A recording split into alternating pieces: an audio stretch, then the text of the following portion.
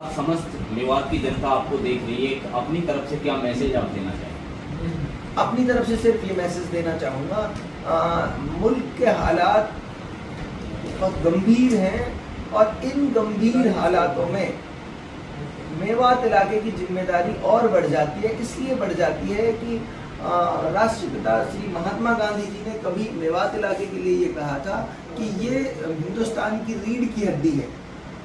जब हिंदुस्तान मुश्किल में है, जब हिंदुस्तान में परिस्थितियाँ इस तरह बन पड़ी हैं, उन हालातों में रीढ़ की हड्डी का काम सबसे महत्वपूर्ण होता है। रीढ़ की हड्डी अगर मजबूती से खड़ी है, रीढ़ की हड्डी अगर मजबूत रहेगी तो मुझे उम्मीद है कि मुल्क हर हालात से लड़ जाएगा, मुल्क के लोग हर परिस्थितियों से लड़ जाएंगे। मेवात इलाके के लोगों से अपील है कि लोकसभा चुनाव है, बड़ी तादाद में घरों से निकलकर वोट करें। बड़ी तादाद में जो आदमी जहाँ भी है वो अपने मत का प्रयोग कर वोट का प्रयोग कर देश को ताकतवर बनाने का काम करें और ऐसी ताकतों के खिलाफ लड़ने का काम करें जो ताकतें इस मुल्क की खूबसूरती को नहीं समझती, जो ताकतें इस मुल्क की असल आत्मा, जिसको विविधता में एकता कहा जाता है, उस आत्मा को जो लोग नहीं समझते उनको समझाने का काम करें। सही लोगों के हाथ में नेतृत्व आए, सही लोगों के हाथ में देश की बागडोर आए, उसके लिए हर संभव प्रयास करें। अच्छा, एक लास्ट सवाल है हमारा कि एक और तो जो भाजपा सरकार शहीदों का दर्जा दे रही है, दूसरी ओर अगर मेवात नहू की बात करें तो फिरोजपुर झिरका के एक विधायक हैं, उस पर यूएपीए जैसी संगीन धारा लगा दी जाती है। तो आपका क्या कहना है कि भाई एक और तो शहीदी का दर्जा, यानी कि जिंदों को तो सम्मान नहीं, मरों को यानी कि सम्मान ये सरकार देने को, और यानी कि जो बच्चे हैं यहाँ के युवा हैं उनके साथ में इस तरीके से। देखिए, राजनीतिक रूप से ना कई चीजें करती हैं सरकारें दिखावे के लिए। उदाहरण के तौर पे अब मान लो शहीद हसन खां मेवाती जी को सम्मान दिया, उससे क्या ही बड़ी बात होती कि राजस्थान में अभी चुनाव हुए हैं, राजस्थान में चुनाव हुए हैं 200 विधानसभा सीटों पर, उनमें किसी एक मुस्लिम को टिकट दिया जाता तो ये सम्मान होता मुसलमानों का। तो एक भी सीट पे 200 विधानसभा में आप नहीं समझते कि जरूरत है टिकट देने की? पूरे देश में आम चुनाव होने वाले हैं, 543 लोकसभा सीटों पर चुनाव होंगे, एक भी किसी लोकसभा सीट पर मुस्लिम उम्मीदवार को उतारना जरूरी नहीं समझती पार्टी, तो कैसे हम मान लें कि वो सम्मान करती है आपको?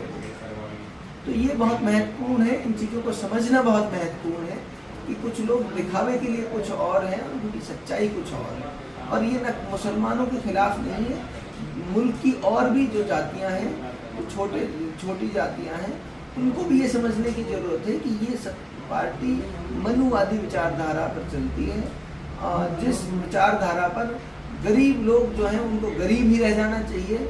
अगर कोई आदमी झाड़ू पोछे का काम करता है तो उसे झाड़ू पोछे का ही काम करना चाहिए। अगर कोई आदमी महलों में रहेगा तो फिर वो महलों में ही रहेगा। तो इस तरह की व्यवस्थाएं, इस तरह की व्यवस्था आज के दौर में संभव नहीं है। आज के दौर में हर व्यक्ति को स्वतंत्रता से और सम्मान से जीने का अधिकार मिलना चाहिए। तो उसके लिए कांग्रेस पार्टी की विचारधारा जो है उसको मजबूत करने की ज़रूरत है। कुछ लोग ऐसे हैं जो कांग्रेस में भी अंदर रह के कांग्रेस का नुकसान करते आए हैं, उन लोगों को भी पहचानने की ज़रूरत है। कांग्रेस एक बड़ी विचारधारा है, इसलिए उसको ताकतवर करेंगे विचार की बुनियाद पर तो मुल्क मजबूत होगा, ऐसी मैं उम्मीद करता हूँ। अच्छा, कांग्रेस पार्टी की आपने बात की, पहले अगर बात करें तो विधायक जाहिदा खान कांग्रेस से ही विधायक थी, आप आज कांग्रेस पार्टी में ज्वाइन हुए हैं, तो यानी कामा का विकास में पिछड़ गया, फिर किसको जिम्मेवार आप इसको मानते हो? भाई कामा विकास में क्यों पिछड़ा? जब कांग्रेस पार्टी की सरकार थी, आप कांग्रेस के गुणगान कर रहे हो, तो ये कौन है उसको पिछड़ने, यानी कि इलाके को पिछाड़ने वाला? देखिए, बहुत सारी परिस्थितियाँ रहती हैं, किसी इलाके के पिछड़ जाने में कोई ये सिंगल डायमेंशनल प्रॉब्लम नहीं है कि कोई एक तरफा कोई एक ही कारण है किसी इलाके के पिछड़ जाने का। बहुत सारे मल्टीपल रीजंस हैं जिनकी वजह से इलाका पिछड़ा है। उसमें चाहे तो ये लगा लो पहले शिक्षा में पिछड़ गए तो और तमाम चीज़ों में पिछड़ गए। दूसरा कनेक्टिविटी इलाके की नहीं रही, अच्छे रोड्स की, क्योंकि दिल्ली गुड़गांव के नज़दीक है, अच्छी कनेक्टिविटी नहीं रही, इस वजह से बहुत सारी चीज़ों में इकट्ठा होकर एक साथ पूरे इलाके की जो स्थिति है उसमें बहुत सारी चीज़ों का योगदान है। राजनीतिक रूप से देखो चीज़ें बदलती रहती हैं। अब दौर है, उन्होंने पिछले 20 साल से उनको हो गए 4 बार उनको पार्टी ने टिकट दिया। उससे पहले उनके फादर आदरणीय तैयब हुसैन साहब थे, उन्होंने काम किया इलाके के लिए। लेकिन ठीक है, उन हालात परिस्थितियों में क्या रहे हैं वो जानते हैं। अब हम उम्मीद करते हैं कि नए दौर की ज़रूरतों के हिसाब से, नए समय की ज़रूरतों के हिसाब से पार्टी को आगे बढ़ाने का काम करेंगे और सबको साथ लेके चलने का काम करेंगे। और जहाँ कहीं कमियां रह गई हैं उनको दूर करके नई मजबूत लीडरशिप देने का काम करेंगे।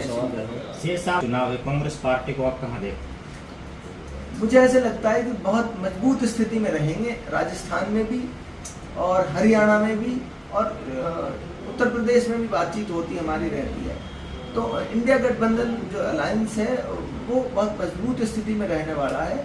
और मुझे लगता है कि हम राजस्थान में भी बीजेपी से ज़्यादा सीटें जीत के आने वाले हैं और हरियाणा में भी हम बीजेपी से ज़्यादा सीटें जीत के आएंगे। और ये वो प्रदेश हैं जिनमें पिछली बार कांग्रेस पार्टी एक भी सीट नहीं जीत पाई थी, दोनों ही प्रदेशों में। और जहाँ तक पार्टी की, भारतीय जनता पार्टी की बौखलाहट है वो सिर्फ इससे दिख रही है कि मुख्यमंत्रियों को आप बंद कर रहे हो, विपक्षी पार्टियों के खाते आप फ्रीज कर रहे हो, तो ये आपकी बौखलाहट को दिखाता है, ये आपकी हड़बड़ाहट को दिखाता है कि आप चुनावी जुमलेबाजी में भले ये कह रहे हो कि 400 पार, लेकिन स्थिति आपकी बहुत दयनीय है, स्थिति आपकी बहुत खराब है।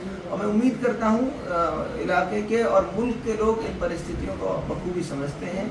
ये देश वो देश है जहाँ अंग्रेजों की हुकूमत का सूरज नहीं डूबता था, उनको भी आखिरकार मजबूर कर दिया भागने पर और छोड़ने पर।